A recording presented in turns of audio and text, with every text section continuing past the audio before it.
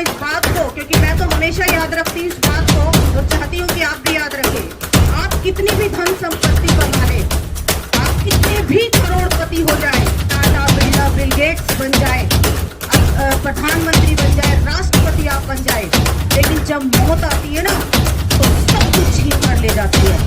Mister Gandhi Baba Saheb से कहते हैं कि मिस्टर डॉक्टर अम्बेडकर, जितना समय तुम्हें राजनीति करते हुए हो गया उतनी तो तुम्हारी उम्र भी नहीं है। तब बाबा साहेब कहते हैं कि मिस्टर गांधी, मुझसे उम्र की बात मत करना, मुझसे ज्ञान की बात करना, मुझसे एजुकेशन की बात करना। तो बहुत बड़ा ऋण है इस भारत देश के ऊपर बाबा साहेब का, और सबसे ज्यादा ऋण है इस देश की महिलाओं पर। आज जो हमारा शोषण हो रहा है, आज जो हमारे ऊपर अत्याचार हो रहा है, वो इसीलिए हो रहा है क्योंकि हमने बाबा साहेब का कहना नहीं माना, क्योंकि हमने अपने महापुरुषों का कहना नहीं माना।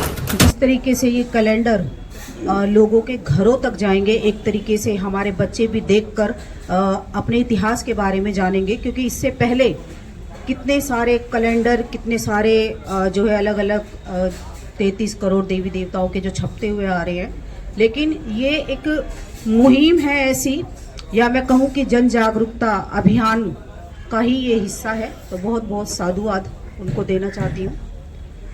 करुणा के सागर तथागत बुद्ध को नमन करते हुए, महामना ज्योतिबा राव फूले जी के चरणों में नमन करते हुए, शिक्षा की अखंड ज्योति जलाने वाली माता सावित्रीबाई फूले जी के चरणों में नमन करते हुए, बहुजन समाज में जन्मे सभी संतों, गुरुओं, वीर वीरांगनाओं को नमन करते हुए, और यहाँ पर उपस्थित सभी हमारे भाई, हमारी बहनें, आप सभी को मेरा गर्व से नमो बुद्धाय, जय भीम, और भंते जी को मेरा वंदामी। और आप सभी को देखकर बहुत अच्छा लग रहा है, क्योंकि मैं यहाँ पर पहली बार आई हूँ। इस बुद्ध विहार में पहली बार मुझे आने का मौका मिला और बहुत अच्छा लग रहा है। जैसे कि आप सभी लोग जानते हैं कि डॉक्टर बाबा साहेब अम्बेडकर जी की बदौलत ही आज हम लोग यहाँ तक पहुँच पाए हैं, क्योंकि उन्होंने अपने जीवन में बहुत ही संघर्ष किया और संघर्ष करके हमको यहाँ तक पहुँचाया है। बाबा साहेब का एक सपना था कि हमारा अपना एक ऐसे स्थल होने चाहिए जहाँ पर हमारे लोग बैठकर विचार विमर्श कर सकें, अपने विचारों का आदान प्रदान कर सकें और अपने इतिहास के बारे में चर्चा कर सकें। और आप देख सकते हो कि वो सपना बाबा साहेब का साकार हुआ है। बहुत सारे हमारे ऐतिहासिक स्थल हैं जहाँ पर लोग इकट्ठा होते हैं, अपने विचारों का आदान प्रदान करते हैं और अपने इतिहास के बारे में जानते हैं। तो बाबा साहिब की वजह से ही आज हम लोग यहाँ तक पहुँच पाए हैं। जैसे कि अगर मैं कहूँ कि बाबा साहिब डॉक्टर अम्बेडकर हमारी माँ हैं, तो ये गलत नहीं होगा, क्योंकि जिस तरीके से एक माँ होती है और अपने बच्चों के भविष्य के लिए चिंतित होती है, और वो ये सोचती है कि मेरे बच्चों के जीवन में कोई संकट ना आए, कोई परेशानी ना आए, हर चीज का वो ध्यान रखती है, उसी तरीके से बाबा साहिब ने भी हमारा ध्यान रखा। और ऐसी ही एक घटना मैं आपको बताना चाहती हूँ। वो घटना है 20 फरवरी 1929 के महाराष्ट्र के वर्धा की ये घटना है, जब हमारे वाल्मीकि समाज के भाई धरने पर बैठ जाते हैं और गांधी का आश्रम भी वहीं पर होता है। तो झूठी सच्ची सहानुभूति दिखाने के लिए मिस्टर गांधी भी वहां पर पहुंच जाते हैं, लेकिन जैसे ही वहां पर बाबा साहेब आते हैं तो वाल्मीकि समाज के जो लोग होते हैं वो भागे भागे बाबा साहेब का स्वागत करते हैं, उनके गले में फूल मालाएं पहनाते हैं। ये देखकर गांधी को गुस्सा आ जाता है और वो ये कहता है कि मैं इतने दिनों से यहाँ पर बैठा हूँ, लेकिन मेरा किसी ने सम्मान नहीं किया, और डॉक्टर अम्बेडकर जैसे ही आए हैं लोग उनके पीछे भागने लगे। तब मिस्टर गांधी बाबा साहेब से कहते हैं कि मिस्टर डॉक्टर अम्बेडकर, जितना समय तुम्हें राजनीति करते हुए हो गया उतनी तो तुम्हारी उम्र भी नहीं है। तब बाबा साहेब कहते हैं कि मिस्टर गांधी, मुझसे उम्र की बात मत करना, मुझसे ज्ञान की बात करना, मुझसे एजुकेशन की बात करना, क्योंकि जब से ये जगत रचा है बसा है तब से लेकर आज तक इस धरती पर बाबा साहेब डॉक्टर अम्बेडकर से बड़ा विद्वान पैदा नहीं हुआ। तो बाबा साहेब का जो सम्मान है आज पूरी दुनिया कर रही है। ताइवान एक छोटा सा देश है जो पूरे संसार में निशुल्क तथागत बुद्ध का धम्म और यदि बाबा नहीं होते ये किताबें देता है।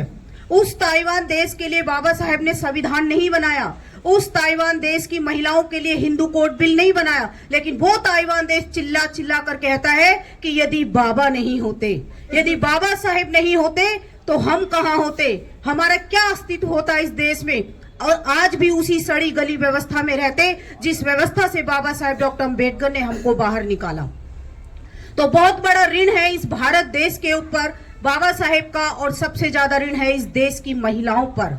आज जो हमारा शोषण हो रहा है, आज जो हमारे ऊपर अत्याचार हो रहा है, वो इसीलिए हो रहा है क्योंकि हमने बाबा साहेब का कहना नहीं माना, क्योंकि हमने अपने महापुरुषों का कहना नहीं माना, क्योंकि बाबा साहेब डॉक्टर अम्बेडकर ने 21 साल तक तमाम धर्म ग्रंथों का अध्ययन किया, और अध्ययन करने के बाद उन्होंने बुद्ध का धम्म हम लोगों को दिया। वो ऐसे ही नहीं दे दिया था। 13 अक्टूबर 1935 को नासिक के येवला में कहा था कि मैं हिंदू धर्म में पैदा हुआ, ये मेरे बस की बात नहीं, लेकिन हिंदू धर्म में रहकर मैं मरूंगा नहीं, ये मेरे ही बस की बात है। उसके बाद जब तमाम वेद, गीता, रामायण, मनुस्मृति, तमाम ग्रंथों को उन्होंने पढ़ा, और पढ़ने के बाद वो कोई भी धर्म उनकी बुद्धि को नहीं जचा। उन्होंने कहा कि हमने इन धर्म ग्रंथों को बहुत खंगाला, लेकिन हमें कोई रोशनी की किरण नहीं नजर आई। हमें ज्ञान की किरण अगर नजर आई तो वो सिर्फ और सिर्फ तथागत बुद्ध के धम्म में ही है। हमने बाबा साहिब की बातों को नहीं माना, हमने उनके दिखाए हुए रास्ते पर हम लोग नहीं चले, तो आज हमारा शोषण हो रहा है। क्योंकि अगर हम बुद्ध के धम्म को अपना लेते, बाबा साहिब की 22 प्रतिज्ञाओं को हम लोग अपना लेते, तो शायद आज हमारा ये शोषण, अत्याचार हमारे ऊपर नहीं होता। बाबा साहेब ने इस देश को सर्वश्रेष्ठ संविधान दिया जो सभी समस्याओं का समाधान है, और उस संविधान में हमको समानता, बराबरी और शिक्षा का अधिकार हम लोगों को दिया। लेकिन इतने साल आजादी के बाद भी, 76-77 साल आजादी को हो गए, लेकिन आज भी हमारे ऊपर अन्याय, अत्याचार रुक नहीं रहा। वो कंटिन्यू बढ़ता हुआ जा रहा है, जातिवाद बढ़ रहा है, हमारे लोगों को एजुकेशन से दूर किया जा रहा है। अभी आप देखें कि उत्तर प्रदेश में कितने सारे सरकारी स्कूल बंद कर दिए गए, गुजरात में बंद कर दिए गए, मध्य प्रदेश में बंद कर दिए गए, क्योंकि वो हमारे लोगों को शिक्षा से दूर करना चाहते हैं, क्योंकि शिक्षा ही सभी सवालों को जन्म देती है।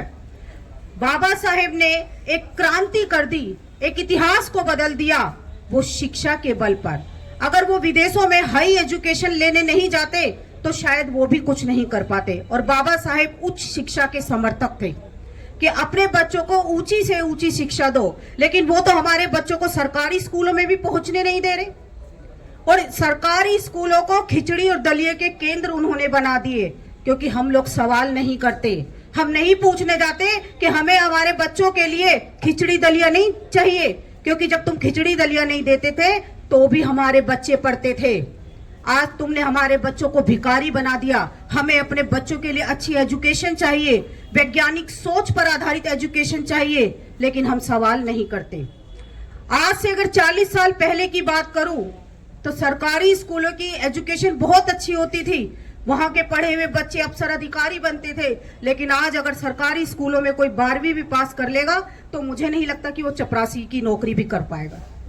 ऐसी एजुकेशन दी जा रही है, तो वो हमारे बच्चों को शिक्षा से दूर कर रहे हैं। जिनको शिक्षा सबसे आखिर में मिली, उनसे शिक्षा छीनी जा रही है।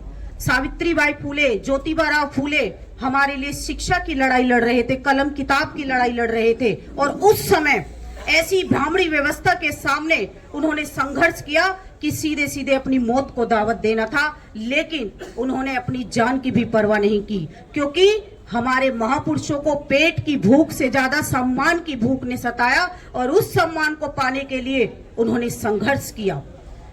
आप देखिए कि अंग्रेजों के सामने भी ज्योतिबा राव फूले खड़े हो गए, और एक सिद्धांत था अंग्रेजों का कि झरने का जो सिद्धांत था, जिसमें शिक्षा, उन्होंने कहा था कि सवर्णों से लेकर नीचे के तबकों तक शिक्षा मिलनी चाहिए, यानी ऊपर से नीचे के तबकों को मिलनी चाहिए। लेकिन ज्योतिबा राव फूले इसका विरोध करते हैं और कहते हैं कि शिक्षा ऊपर से नीचे नहीं, नीचे से ऊपर की होनी चाहिए, यानी सबसे पहले गरीब तबके को शिक्षा मिलनी चाहिए और तब वो सवर्णों तक पहुंचनी चाहिए। लेकिन आज षड्यंत्रों के तहत हमारे बच्चों को हर चीज से दूर किया जा रहा है।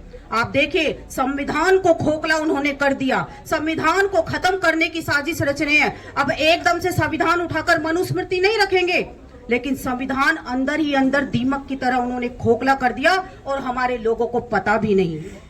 हम आज भी लड़ाई लड़ रहे हैं कि संविधान को बचाना है, ये करना है, वो करना है। अरे अंदर तो देख लो, आरक्षण खत्म कर दिया, सरकारी नौकरी खत्म कर दी, स्कूलों में जो स्कॉलरशिप दी जाती थी वो बंद कर दी। संविधान बचा ही कहाँ है? तो बाबा साहेब ने बहुत बड़ा खजाना हमको संविधान के माध्यम से दिया है। हम सभी लोगों को जागरूक होना है और जागरूक होकर सड़कों पर आना है, क्योंकि आपने सुना होगा कि जब सड़कें सुनसान हो जाती है तो संसद आवारा हो जाती है। तो अपने अधिकारों के लिए हमको सड़कों तक तो आना होगा, अपने बच्चों के भविष्य को बचाना होगा, क्योंकि अगर हम लोग बाहर नहीं निकले तो आने वाली जो जनरेशन होगी वो हमें कभी माफ नहीं कर पाएगी, और वो भी हमें कोसेगी कि एक डॉक्टर अंबेडकर इस धरती पर पैदा हुए और करोड़ों हजारों साल की गुलामी से हमको आजाद करा गए, लेकिन हमारे माँ बाप ये कैसे हैं, ये कैसे है कि हमें उसी दलदल में वापस धकेल रहे हैं। एक बात कहना चाहती हूँ, और इस बात को, क्योंकि मैं तो हमेशा याद रखती हूँ इस बात को, और चाहती हूँ कि आप भी याद रखें। आप कितनी भी धन संपत्ति कमा ले, आप कितने भी करोड़पति हो जाए, टाटा बिरला बिल गेट्स बन जाए, प्रधानमंत्री बन जाए, राष्ट्रपति आप बन जाए, लेकिन जब मौत आती है ना तो सब कुछ छीन कर ले जाती है। ऐसा तो नहीं है कि अगर मेरे पास बड़ी बड़ी डिग्रियां हैं तो मुझे मौत नहीं आएगी, मौत तो मुझे भी आएगी, लेकिन एक जगह मौत हार जाती है, और वो है जन कल्याण के लिए किया गया आपका कार्य, जहां मौत हार जाती है। तो ऐसा काम आप करके जाइए कि जब हम इस दुनिया से जाए तो हमारे जाने के बाद भी लोग हमें याद करें कि उस फला फला ने ये काम किया, उस फला फला ने वो काम किया। नहीं तो आए हैं और जानवरों की तरह इस धरती पर मरकर जाने से कोई फायदा नहीं है। मरना सभी को है, कोई अमर होकर नहीं आया। हमारे महापुरुषों ने अपने जीवन में एक क्रांति की, सभी महापुरुषों ने, लेकिन बाबा साहेब ने इस देश में सामाजिक, धार्मिक, आर्थिक और राजनीतिक क्षेत्रों में उन्होंने काम किया। कोई भी ऐसा क्षेत्र नहीं बचा जिसकी नॉलेज डॉक्टर अंबेडकर को ना हो। रिजर्व बैंक, जितनी भी नदी घाटी परियोजनाएं, महिलाओं के लिए, किसानों के लिए, मजदूरों के लिए, हर किसी के लिए डॉक्टर बाबा साहेब अंबेडकर ने काम किया है, लेकिन हम उनके संघर्षों को आज तक नहीं समझ पाए, उनकी कुर्बानियों को नहीं समझ पाए। अभी सर बता रहे थे कि बाबा साहेब को बोधिसत्व कहा जाता है, और बुद्ध बनने के लिए पहले बोधिसत्व होना पड़ता है, और बाबा साहेब एक स्टेप पीछे रह गए, नहीं तो बाबा साहेब भी बुद्ध बन गए होते। इतनी करुणा थी उनके अंदर लोगों के लिए। तो मेरा गला थोड़ा खराब है, नहीं तो कहने के लिए बहुत सारी बातें हैं। तो इन्हीं शब्दों के साथ मैं अपनी वाणी को विराम देती हूँ। आप सभी को मेरा नमो बुद्धाय, जय भीम।